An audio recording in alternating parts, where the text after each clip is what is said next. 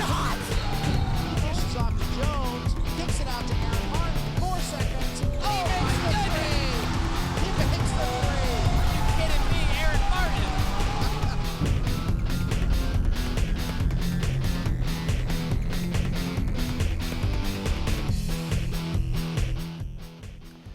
Well, hello and welcome to Wildcat Week. I'm Roger Alcock. To start things off today, I'm joined by assistant track and field coach for high jump, Latrice Moffitt, and by student athlete, Anthony Colangelo. And we're going to we talked a little bit about track and field last week with your son. Yes. But we wanted to focus in a little bit more about high jumping and bring a coaching perspective in and joined today by Anthony. We're pretty excited because I think a lot of people, they follow IW track and field, they know what Michael's done, defending national champ in this event. But one of our freshmen, Anthony, we're pretty excited. He's done pretty well this freshman year so far in indoor, hasn't he, Coach? He's done all right, especially since he's only had the opportunity to have one meet.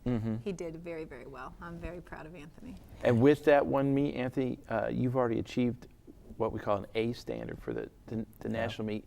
Yeah. Who can tell me, I've heard A standard, I've heard B standard, but kind of what's the difference so people who don't know? An A standard is an automatic qualifying. There's only so many slots in a competition. You can't have 32 jumpers. Well, they do sometimes, but it makes for a very long meet, and it's a very arduous kind of situation. So they try and create a standard where they have the most elite jumpers so that the competition is at its highest level.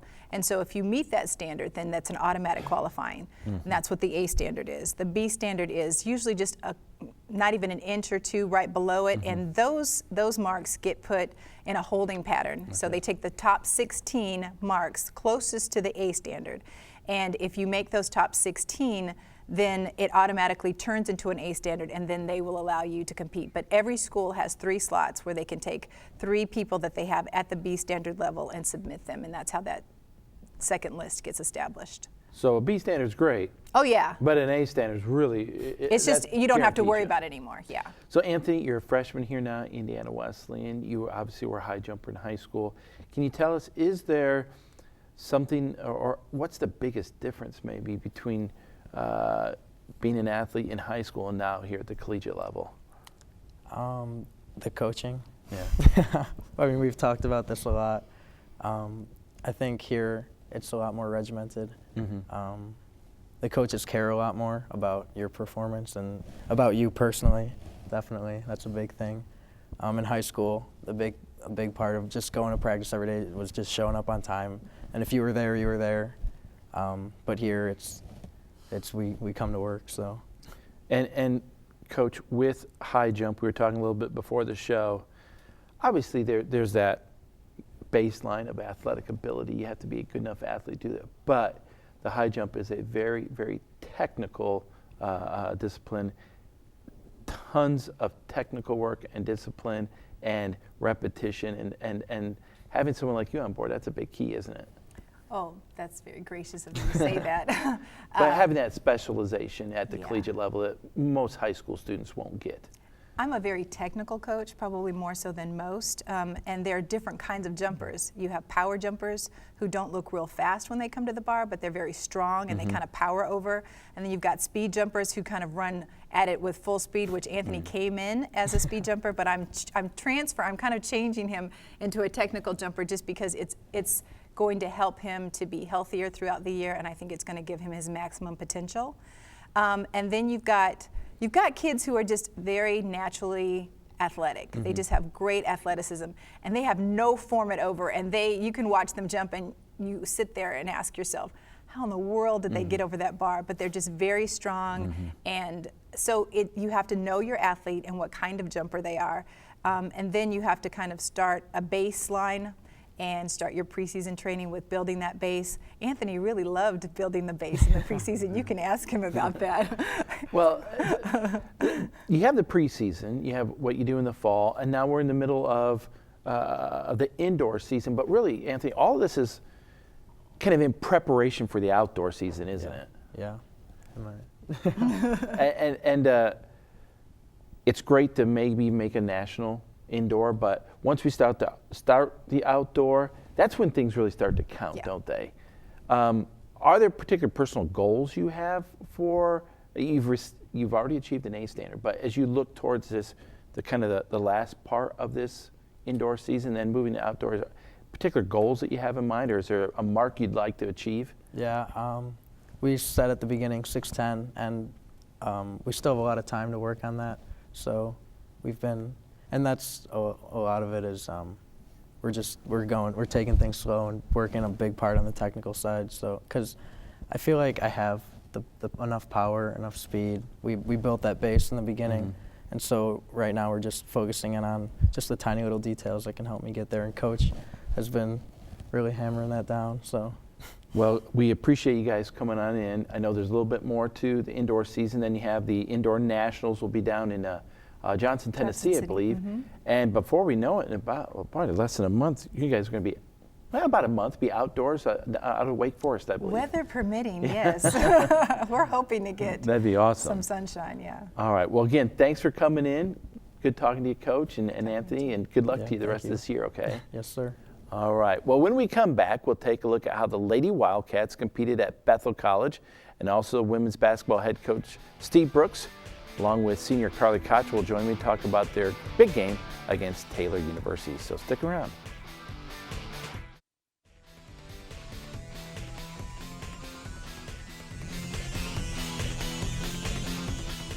Well, welcome back to Wildcat Week. The women's basketball team, they traveled to Mishawaka to play Bethel College on Saturday, February the 6th. Indiana Wesleyan opened the day with the first 10 points with less than 7.5 to go in the first quarter, but then Bethel quickly fought back and tied the game up at 17 apiece midway through the second. The Lady Wildcats responded with another 10-0 run to take a 27-17 lead into the locker room at the half. While the IW lead would get no larger than 10 points during the second half, but they held a single-digit lead throughout the final 20 minutes of the second half. Senior Carly Cottrell missed a three-pointer on the next Wildcat possession, but an offensive rebound kept the basketball in possession of Indiana Wesleyan. The Wildcats held the ball late in the shot clock. Junior Kelsey Key missed another three-pointer as Bethel gained possession with 13 seconds remaining. The Pilots launched a game-time three-point attempt. Actually, they got two three-point attempts in the final 6 seconds, but each came up short, and the Lady Wildcats escaped with a 47-44 victory. Now, no Wildcats scored in double figures. However, sophomore Anna Imhoff and junior Haley Woodruff led the team with 8 points apiece. Well, I'm joined now by the women's head basketball coach, Steve Brooks, and senior Carly Cottrell. And Coach, we'll put a quick wrap on the Bethel game because we want to talk about Taylor here in a minute. But it's never easy on the road. It wasn't easy up at Bethel, but you got just enough done to get the win on the road. Yeah, the kids played really hard. I mean, defensively, we took and held them way below their season average. They had just put 71 points on the board against Marianne at Marianne. But we did a great job, I thought, defensively. Offensively, we just had one of those days where the ball didn't go in the basket. And you have some of those, and you're hopeful that your defense can pull you out, and it did. I doubt this team was looking ahead a little bit, but was there that possibly with the big Taylor game coming? I really doubt it. You can talk to Carly about that, but I don't. This team hasn't done that. This team's been really good about taking in and doing today and trying to do it as well as they can. And I really don't think there was any thought of Taylor. We knew that going into Bethel, we had to try to build on what we had done earlier in the week, and we just had one of those games where the ball didn't go in the basket. Well, let's talk about the Taylor game now as we switch gears a little bit. And Carly, the first time you guys played Taylor here at home, they took you into overtime. They're a team that's kind of young, but they're talented. They've got some good post players. They got a good outside game. Anytime you play Taylor, though, it's going to be a good fight, isn't it? Yeah, the Taylor you see play any other team in the conference is not the Taylor that shows up to play us. They are a lot more focused, and their effort is continual, and it's just a battle from start to finish because they're all about this rival that we have with them, and it's always a big game. It's always a defensive battle, isn't it, too? I mean, coaches talk about defense against Bethel, but usually in this kind of game, even that end of the thing is taken up another notch, isn't it? Yeah, it is, because when you're more focused, you hit more shots, and so our defense needs to be keyed in more, and I think we know that going in, so it's just kind of that mindset you have going into a rival game. Well, Coach, that first half, the first quarter, not a high-scoring quarter by any stretch of the imagination. Taylor led 10-8 at the end of the first quarter. The second quarter, though, they put a little run on you and got up, 21-13 at one point. Wasn't time to panic, but you knew you need to get some stops and get the offensive end rolling, too. Yeah, they did a good job of moving the ball. They put it in places where they were able to take advantage of a couple of mismatches, and they were able to spread it out on us. We didn't get the stops that you're talking about. Plus, at that point, we were still struggling to score a little bit. We had some foul issues. Carly had a couple. I think Kelsey had 2 as well. And so it was a little different first half for us. Well, when we go into the locker room at the half, you're down 35-26. Defensively, giving up 35 points at a half is pretty uncharacteristic. Carly, you guys in the second half only gave up 2 field goals. What was the difference between the first half and the second half? Or can you put a finger on that? I don't really think we can put a finger on it, but when you're down 9 coming out of the half, there's a little bit more focus too, especially against Taylor. You never want to lose to Taylor. You don't want to lose to anyone, but Taylor especially. And it kind of just, I guess we all bought into trying not to foul when they drove, into shutting down their key scorer. Well, Bradbury. Yeah, and she had a nice game for them. But that defense, I assume, Coach, kind of kick-started some good things for you offensively. Yeah, what we tried to do was limit Kendall Bradbury's, their post kid. I say she's a post, but she's just a really diverse athlete who can step out on the floor, shoot threes, drive it at the basket. We tried to limit her touches a little bit as best we could, and then clamp down on the others, and I thought our kids did a really good job. At the same time, offensively, we got better. We made better reads. We also had probably a more potent offense against the zone on the floor. We went a little smaller and put probably more shooters on the floor, people that could play against the zone maybe a little easier or better. And I think some of the decisions that we made on offense, we were able to attack in the middle and on the baseline, and it gave us a chance. When we get into the fourth quarter, then it all comes together, really. In the fourth quarter, you outscored them 20-9. You had to step up the line. I know Carly hit some big free throws, but you come away with that victory, 63-56. But it was good to see a fourth quarter like that, I can't imagine. Yeah, because in the fourth quarter, we've had some games where we've really struggled. And Carly hit some big shots. Tori Kraft hit some big shots. Both of them went up to the line and made big free throws. Jess Brown made big free throws. Our seniors really played the way you hope seniors would play in a game like that, and gave us a chance to come away with a win. Speaking of seniors, Carly, you're a senior. This Saturday at home against Grace. Senior Day be your last regular season home game. Hopefully we're going to see a little bit more of you guys at home in the postseason, but boy, 4 years goes by really quick, doesn't it? Yeah, it goes by so fast. I can just remember, felt like a couple weeks ago we were at the national tournament my freshman year and cutting down the nets. So it goes by fast, but I mean, you learn so much during the 4 years, and it's just a great experience. So you got Grace coming into town, a very athletic team. They've not had the kind of year you would expect them to have, but they're a dangerous team, aren't they? Yeah, they've won a couple games here late. They're very athletic, and they've just struggled to put the ball in the basket, and hopefully we can come out and defend and then put the ball in the basket ourselves. So it should be a good game. it is senior day. We do have another home game, but because of that's right.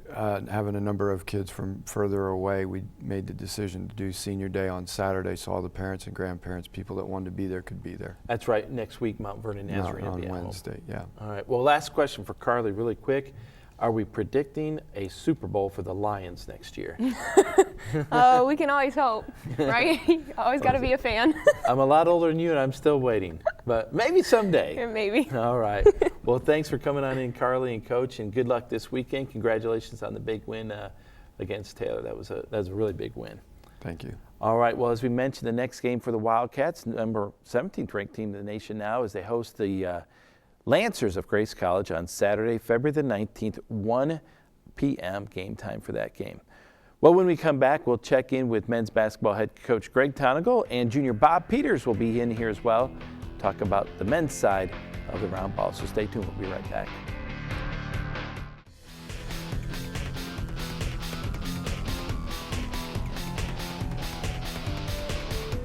Well, welcome back to Wildcat Week. The men's basketball team, they played a very tough top 10 matchup against the number 9 ranked Pilots of Bethel College in Lucky Arena on Saturday, February the 6th. The Wildcats fell behind early to Bethel, as a couple times Bethel built 11-point leads, and the game was not even 8 minutes old. Well, late in the first half, however, the Wildcats used an 11-4 spurt to tie the game up at 39 apiece. Senior Johnny Marlin, he hits a 3 from the top of the key as the first half buzzer sounded, tied the game up at 44 apiece going into the locker room. Now sophomore Jacob Johnson scored early in the second half to give the Wildcats their first lead of the ball game, 48-47. Junior Lane Mahiran hit a couple free throws, but missed the second. Put the putback in here. A little good hustle play there by Lane Mahiran. 51-49 advantage for, well, today it was the Titans. IWU did not trail for the rest of the game. Lane would repeat from the free throw line. A couple minutes later, she just saw the 10-3 Pilot run. Cut the game close with less than 5 minutes to go, but the next possession saw the Wildcats take over. Grant Evans with the three-point shot, then Bob Peters. That was probably the game clincher there as he nailed that 3. The Wildcats come away with a victory by a final score of 93-87. Lane Mahiran continued his scoring tear, 31 points. He was 11 of 19 and pulled down a game-high 7 rebounds. Bob Peters was next in line, adding 18 points as well. Well, joining me now is the head basketball coach of the Wildcats. And speaking of Bob Peters, he showed up today, rolled out of bed, and got him in the studio here. Thanks for having me. We'll put a recap on that Bethel game. That was a really big game. You guys are trying to keep pace with St. Francis. It's a home game, top 10 matchup. Bethel, we know, is always plays you guys tough, and so you fell behind a little bit early, had to make a bit of a comeback there in the first half. It was a high-level game. I mean, they came out on fire and really pushed us. We got down, and what I was proud was of how we responded. We didn't try to get it back individually or try to get it back in one possession. We kind of slowly chipped away, tied it up at halftime, and then came out and played a good second half. Bob, we saw the highlights earlier, and in the second half we saw Bethel made a run, and they're going to always make a run. They're too good offensively not to. But that 3 you hit, you had a stretch there where you kind of took that game over, and you looked to us, Perry and I, when we were calling the game, as probably a couple of confident shots you've taken all season long. Just great in rhythm, stepping in, burying those threes. That's got to be a lot of fun when you hit big shots like that. Yeah, it's fun, especially fun when your teammates have confidence in you as well. And we all have confidence in each other. And I would have confidence to Johnny to take that shot or Grant Evans to take that shot. Everybody has confidence, and it's fun when everybody has confidence in you and we're playing for each other. Well, that set up, then let's talk about the Taylor game. Taylor came into this ball game playing probably maybe their best basketball of the year. They'd won 3 out of 4. They had won a couple straight. They got some guys, Dunning, starting to add to their lineup, things like that. And early on, you were working the ball inside well to Lane and moving the ball well. Johnny had a couple tough shots in there as well. Yeah, we had to come out and play a good game to beat this Taylor team because, as you alluded to, they've been playing good basketball. They won 3 out of 4. They've beaten Grace. They'd won on the road at Mount Vernon. and had new guys that were stepping up, like the Dunning kid who played very well against us. It was a really streaky game, too. You guys. It was a game of runs, wasn't Yeah. it? I mean, we got up early. They closed the gap. We made another run right before half, and we were fortunate to be up 14 at half. It probably should have been about an 8-point basketball game. Then we get up, and they make a late run, cut it to within 5, I Yeah. believe, and then it was kind of the Bob Peters show for a few minutes. You know, Lane, we talked about him at the Bethel game. He struggled a little bit early, but he stuck with it. Yeah, that's one of the areas of growth I've seen in Lane here as we watch Bob with the fantastic finish there. Lane is playing through mistakes. He's playing through, you know, a little bit of adversity, and man, he's just a load to carry right now. You know, we saw another guy that I thought had a huge game, maybe his best game in a long time. See the dump inside there to Lane. Josh Maywar, we saw the hustle play, but 12 points, not bad, but he pulled down 12 rebounds. That was huge. Yeah, he had 4 offensive rebounds in the first half, and you know, that was Josh of November, where he was just all over the glass and playing extremely hard. And he's playing better basketball now, as are some other guys on the team. And I really feel like as a team, we're really starting to hit our stride. You know, doesn't always have to be an inside-out game getting into a post player. That time, Bob with the dribble, then kick it out, and Johnny stepped up into 3, then you go back to Lane. So right now, offensively, you got things rolling. This was the play of the game. Yeah, what a spectacular play by Lane, the aggressiveness. But then to be able to finish it off, you know, really capped it. In the second half here, again, a streaky game. I thought the key was, not only the second half, first half, even when Taylor made some runs and he said, cut the lead to 5, and we'll see some of the big shots that Bob hit later, you never let them get close enough to where they tied it up or even took a lead and gave them that kind of big boost. Yeah, that's where I'm really proud of this team. They cut it to 5, and then we immediately pushed it up to 13, I believe. And we did it as a team. We didn't try to do it individually, and we stayed the course. Jacob Johnson, it's good to see Jacob back in there. He's starting to get his legs back, isn't he? Yeah, he is. He's getting his wind, he's getting his legs, and a lot of it's just rhythm. And as he finds that rhythm, he's just adding more depth and more production to our team. That's a tougher shot than I think what most people realize. You know, got the contact, baseline jumper, then of course a nice cut. Your big guys can move the basketball pretty well. Aaron Murray that time. They do a good job of passing it. Everybody likes to keep the ball moving. Well, so with the win, we talked about, just briefly or mentioned it, you stay on pace with St. Francis, just a game out. I know you always talk or play one game at a time, and next up is a very, very big game at Grace, a very good team at home.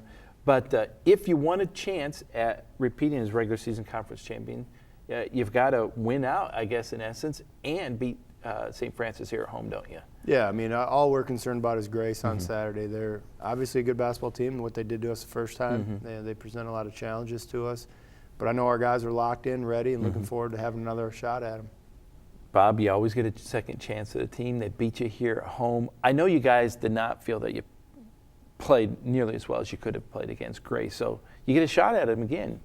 Yeah, it's great to get another chance, and I think we're a whole different team than we were at the beginning of the year. You know, we're playing better defense and we're moving the ball a lot better, and things are just coming together for us, so we're really excited to, you know, get another chance to play Grace. All right, well, guys, congratulations on a couple big wins, and hope to keep the streak going, okay? Thanks, Raj.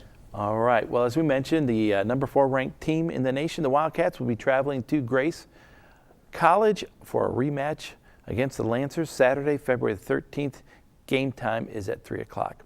Well, that's all we have for you this week. If you have any comments or suggestions about our show, we'd like to hear from you. You can write us here at the station, WIWTV 4201, South Washington Street, Marion, Indiana 46953. Or you can visit our website, WIWTV.com. There you can watch past episodes and connect with us online. Once again, it's WIWTV.com. Well, we look forward to being back with you next week. So for all of us here, thanks for watching Wildcat Week.